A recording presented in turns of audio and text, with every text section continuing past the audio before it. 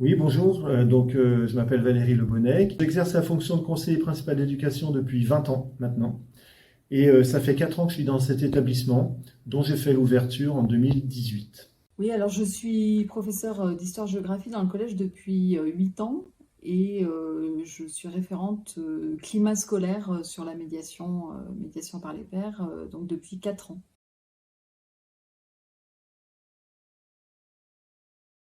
Mais en fait, la médiation scolaire, donc, elle a commencé à l'ouverture de l'établissement, puisque avec la mairie de Rumilly, on a la chance d'avoir les financements, et c'est un projet qui est bien ancré dans la ville. Du coup, nous, depuis l'ouverture, la médiation existe et c'est tout à fait inscrit dans le projet d'établissement. Donc ça commence à être bien ancré maintenant. C'est accepté par tout le monde et reconnu par tout le monde. On a mis en place, enfin, il y a deux moyens, il y avait deux moyens différents. Donc, soit nous-mêmes qui sollicitons les médiateurs en fonction des petits problèmes qu'on a, soit on a mis à disposition des élèves aussi un formulaire de demande de médiation. Donc là, les élèves ont bien appréhendé la chose. Ils savent très bien qu'en vie scolaire, on a ce formulaire qu'ils remplissent eux-mêmes et qu'ils déposent dans une boîte. Et nous, tous les jours, on regarde.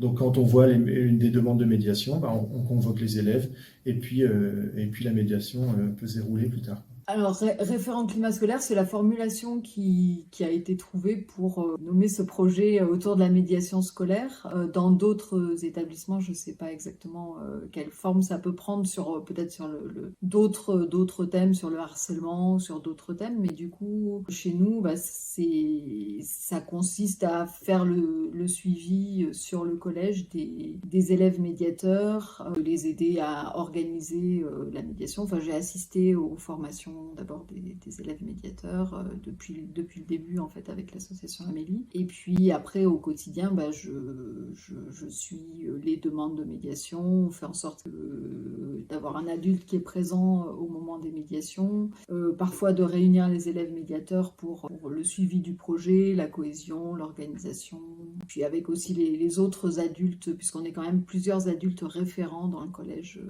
autour de ce projet cette année 4.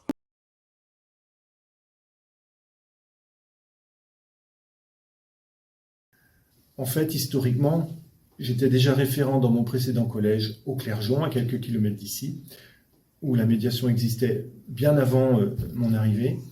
Donc tout simplement, naturellement, j'ai repris le flambeau de la médiation et ici, j'ai fait la même chose. Je travaille beaucoup avec un assistant d'éducation, donc on est deux, heureusement, puisqu'il y a parfois beaucoup de travail. Il y a beaucoup de périodes aussi, heureusement pour nous, on n'a pas besoin de faire appel aux médiateurs puisque c'est des périodes très calmes et on est bien content. D'autres moments, comme la semaine dernière par exemple, où c'était un peu plus tendu et là on travaille beaucoup avec mon collègue assistant d'éducation sur justement sur la médiation, convoquer les médiateurs, etc. Ça m'avait bien intéressé le principe sur la gestion des conflits, l'implication des élèves. Et donc, voilà, quand la principale a cherché quelqu'un pour être référente du projet, du coup, j'ai accepté. Je coordonne le suivi du projet, donc les réunions aussi bien avec les adultes qu'avec les élèves, la venue de l'association Amélie, mais aussi parfois quand on les réunit indépendamment de l'association. Je me suis occupée aussi de tous les papiers concernant l'organisation pratique des médiations. On a mis en place les règles, le temps de la médiation, ou à quel moment, tout ça. Puis voilà, après je fais un bilan aussi auprès du collège, auprès de la CCMV qui finance. Et puis j'organise aussi du coup des journées, par exemple de cohésion en début ou en fin d'année pour essayer de souder le groupe des médiateurs, faire en sorte qu'ils aient envie de continuer le projet et voilà, qu'il y ait des moments autres que juste les moments de médiation eux-mêmes.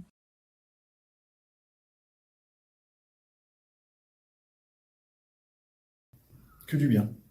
Que du bien. On a effectivement parfois des retours. Alors moi personnellement, je fais déjà des bilans à chaque fin d'année en assemblée générale et au conseil d'administration. Donc les parents d'élèves, tous les enseignants sont au courant de ce qui se passe. Sans rentrer dans les détails de ce qui se passe en médiation, puisque ça reste confidentiel quand même, je donne plutôt des chiffres, le nombre de médiateurs, le nombre de médiations qui ont eu lieu, les médiations qui ont échoué aussi, puisque ça arrive, on en discute. Donc, les retours sont plutôt positifs. Les enseignants, même s'ils n'ont pas tout à fait encore maintenant, pour certains, le réflexe médiation, apprécient quand même bien le projet, quoi. Il n'y a pas de frein. Tout le monde trouve que c'est plutôt pour nous une bonne aide.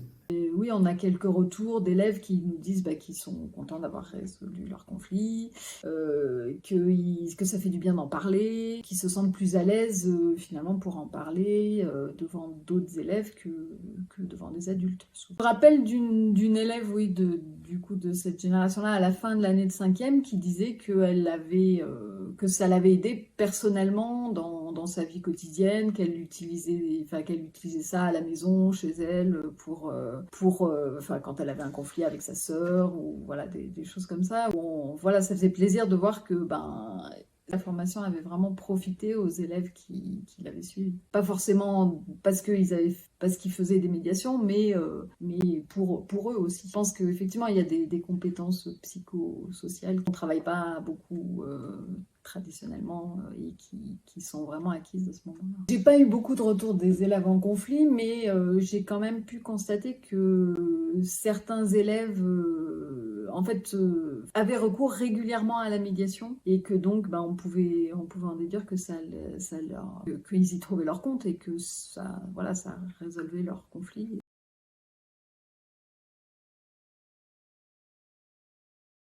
On a quelques désistements. Très peu de désistements de CM2 à 6e. Un peu d'autres désistements au cours des 4 années de scolarité. Cette année, on a eu quand même 3-4 désistements. Après, nous, on ne les force pas, puisque c'est sur la base de volontariat quand même. Mais en général, les élèves restent pour les 4 ans, quoi. Cette année, on a 22 élèves qui sont médiateurs. Le bilan à la fin de l'année était très positif. Ils trouvaient que ça les avait aidés même dans leur vie quotidienne, finalement, à eux-mêmes à résoudre leurs conflits. Et puis ils étaient contents de voir qu'ils pouvaient résoudre les conflits des autres. Même si on a l'impression que c'est des petits conflits, en réalité c'est important pour les élèves, donc on est content de pouvoir le faire. Et donc c'est une génération dont certains élèves sont restés motivés jusqu'à la fin de la 3e.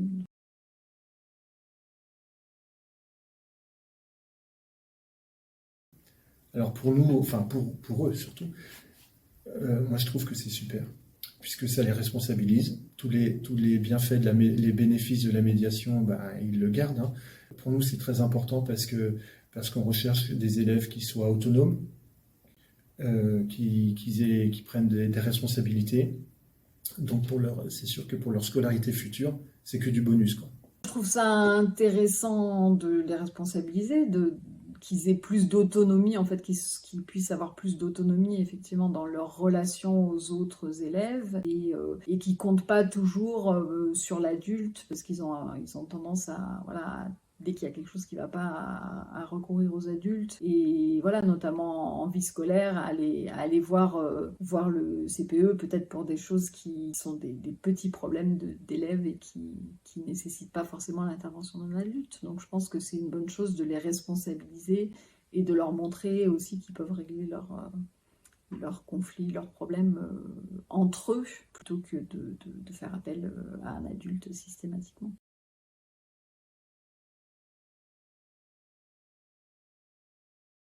Absolument. C'est d'autant plus important que les élèves sont brassés avec d'autres élèves qui viennent d'autres écoles, d'autres villages. Donc nous, on a un public qui est moitié rural, moitié citadin. Donc quand ils se rencontrent, c'est vrai que des fois, ça peut faire des étincelles, et que du coup des conflits qui naissent, quoi, hein. Et forcément, la médiation, elle a toute sa place dans le collège. La deuxième chose que je pourrais dire, c'est que la médiation s'inscrit dans le parcours citoyen de l'élève. Au collège, on travaille sur des parcours. Il y a le parcours citoyen, parcours avenir, parcours de santé. Et là, dans le parcours citoyen, sur les 4 ans, ça rentre totalement là-dedans, et en plus, c'est une plus-value pour le brevet des collèges. Donc, il y a on trouve, nous, que des bénéfices. Oui, oui, je trouve ça intéressant de poursuivre le projet pour justement pour développer cette responsabilisation des élèves, pour travailler aussi sur le dialogue, sur l'écoute, enfin des choses qui sont importantes justement. Et puis je pense aussi que pour les élèves qui font ça, ça les responsabilise au quotidien. Donc oui, je trouve ça important d'essayer de maintenir le projet, même si effectivement il y a des difficultés pour garder motivés les élèves tout le temps. Il faut garder la motivation, mais je pense que c'est important.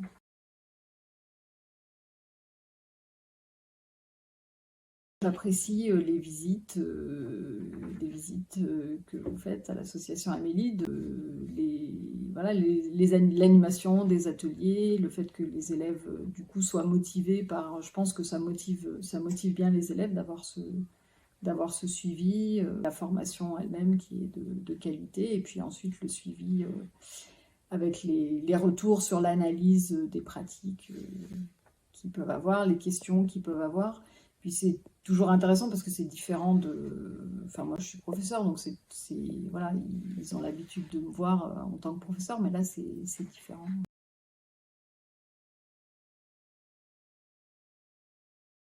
D'y aller, à fond.